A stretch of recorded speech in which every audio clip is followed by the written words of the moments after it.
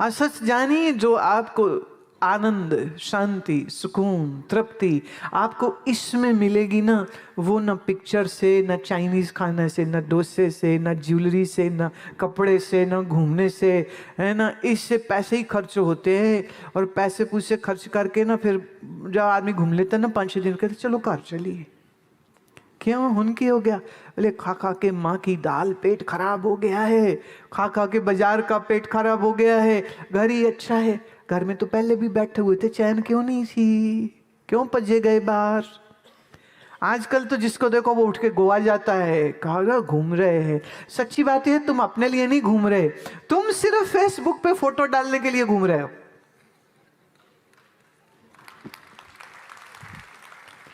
Enjoying the ocean in Goa, enjoying the shikara in Dal Lake, और तो और enjoying में रोटी पराठा एट काके दा ढाबा। खाना चाहे ठंडा हो जाए, फोटो पहले होनी चाहिए। कितने कितने लोग मर गए, वो नदी में ऐसे ले रहे थे, नदी में गिर गए, लाश भी नहीं मिली, कोई समंदर में गिर गया, कोई पहाड़ से गिर गया। आजकल पता नहीं क्या दिमाग खराब हुआ पड़ा है। जिस दिन तक आपके फोन में कैमरा उधर था, जिंदगी फिर भी ठीक थी। जब से कैमरा इधर आया है ना, 2 वे 3 वे, दिमाग खराब होया, इतना दिमाग खराब हुआ पड़ा है। अभी कोई मिलने मुझे आया तो वो कहता है आपके साथ एक फोटो हो जाए। अब था वो बड़ा अफसर। महाराज क्या है, अफसरों से ना थोड़ा ना घबराहट ही होती, क्योंकि भाई मेरे पास कोई बाउंसर तो है नहीं जेड़े चक के उन्होंने थले सुटन। तो मैं भैया आप तो फंसे पड़े हैं, ले। तो उसने फोटो ले ली। फिर उसके बाद कहता है आप ना मेरे लड़के के सिर पर आशीर्वाद रखो, और आशीर्वाद देते हुए की फोटो लेंगे। मैं हूं ना बस कर, चल हूं जा। तो व्हाट इज दिस? एयरपोर्ट पे, स्टेशन पे, कहाँ लोग फोटो खिंचा ले। मैं कई बार पूछ लेती हूँ, मैं तूने फोटो मेरी लैनी कि अपनी? अपनी लैनी तो मैं खिंच देनी हाँ, मेरी लैनी तो वैबसाइट ते बड़ियां फोटो पई लै ला उथों। नहीं तुहाडे नाल चाहिए। मैं क्यों, मैं तेरी मझ खोली है जरा मैनू क्यों तेरे नाल फोटो खिंचाने की लोड़ पै जाए? नहीं ले लो, बहुत बढ़िया। पर एक तकलीफ कई बार मेरे साथ होती है, आप तो अपने हैं, मैं बताती हूँ। अभी कोई आए, मुझे कहती ओही हो ना, मैं पछाणिया नहीं वैसे, पर ओही हो ना, पर मैं पछाणिया नहीं। तुसी दसोगे ਤੁਹਾਡਾ नाम की है? मैंने कहा पहले ढूंढ लेना मेरा नाम क्या है। मैं क्यों बताऊं, जब पता ही नहीं मैं कौन हूं तो फिर तो ऊपर लगी रही वो पहचान लिया मैंने। तो बड़ी अजीब सी बात है, फोटो खींचो, घूम नहीं रहे हो तुम, सिर्फ पैसा बर्बाद करते हो। घूमना अच्छा होता, तुम जाते गोवा, तुम जाते श्रीनगर, तुम जाते हरमंदर साहब। मैं पीछे गई, पिछले साल की बात है, सितंबर में।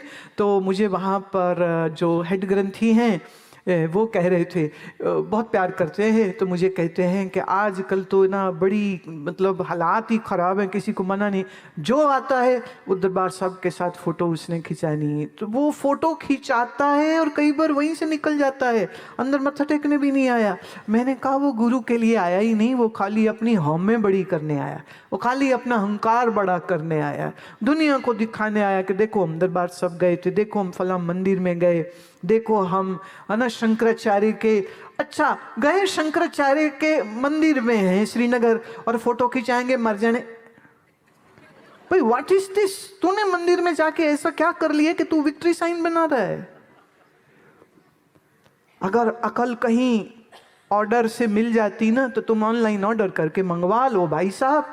लेकिन हालात तो बहुत अच्छे नहीं हैं, ज्ञानहीन समाज हो गया है, अथरे बच्चे हो गए।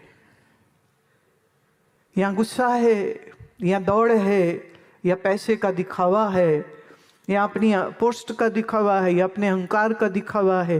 बस वो दिखावा ही दिखावा कर रहा है, ज्ञानहीन हो चुके। मेरी आपसे प्रार्थना है, अपने लिए समय रोज निकालिए। सुबह की जो शुरुआत है वो आपकी परमात्मा के नाम सुमिरन से होनी चाहिए। आपकी सुबह की शुरुआत आधा घंटा नाम मंत्र जप करने से होनी चाहिए, और फिर दिन में किसी एक समय पर आप सत्संग श्रवण करें अथवा कोई पुस्तक अच्छी पढ़ें। भगवत गीता को अंग्रेजी में हिंदी में छपाते हैं, देते हैं, जपजी साहब रहरा साहब को छपाते हैं, देते हैं। किस लिए?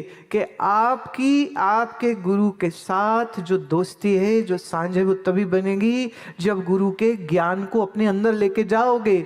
और अगर खाली मंदिर गुरुद्वारे जाके मत्था टेक के वापिस अगर वहाँ भी ना लोग जाते, एक गया बंदा, वो गया कृष्ण जी के मंदिर में, वो कहते ठाकुर जी कहाँ वेले खड़े रहते हो, जरा जाओ ना, कुछ करो मेरे लिए, कोई 1 करोड़ की दिवाली बम्पर ही निकल जावे इस साल, है ना, आपके करने से तो कुछ भी हो सकता है, दे दो दे दो दे दो। अरे तुम भूल गए, कृष्ण को निमंत्रण था दुर्योधन से, कृष्ण को निमंत्रण था बिदर से। बिदर राजपाट छोड़ दिए थे, इस्तीफा दे दिया था, मंत्री नहीं रहे थे, और दुर्योधन तो राजकुमार है, होने वाला राजा है, ऐसा वो सोचता था। निमंत्रण 2 घर से, आप जानते होंगे, मैं थोड़ा भूल गई हूं, तुम बता दो, श्री कृष्ण किसके घर गए थे? जाना थे दुर्योधन जाई दसी ना, हाय हाय, माल पूड़े ते पूड़ियां मलाइयां ते उथे मिलनियां सी, बिदर के घर क्या मिला? साग, जिसमें नमक भी डालना वो भूल गई थी, क्योंकि भाव और प्रेम से ऐसे उसका मन विवलित हो गया था, आनंद से भर गया था, प्रेम का दर्शन करते करते आंखों से आंसू बरस रहे थे, तो साग में नमक डालना भी भूल गई, और बिना नमक का अलूणा साग श्री कृष्ण को देते हैं। और श्री कृष्ण कहते हैं कि बिदर जी, मैंने जीवन में बहुत कुछ खाया है, पर जो स्वाद इस बिदरानी की अलूणे साग में है, वह आज तक मेरे को कहीं किसी चीज से भी नहीं मिला। तो भगवान के इन स्वरूप को कौन प्यारा है? दुर्योधन के बिदर। ठीक है, ऑलमोस्ट सेम कहानी, सेम जैसे हिस्ट्री रिपीट हो रही है। श्री गुरु नानक देव महाराज को निमंत्रण आता है, एक निमंत्रण वजीर मलक पागो से, एक निमंत्रण आता है एक गरीब लकड़ी का काम करने वाले के। गुरुदेव किसके घर गए?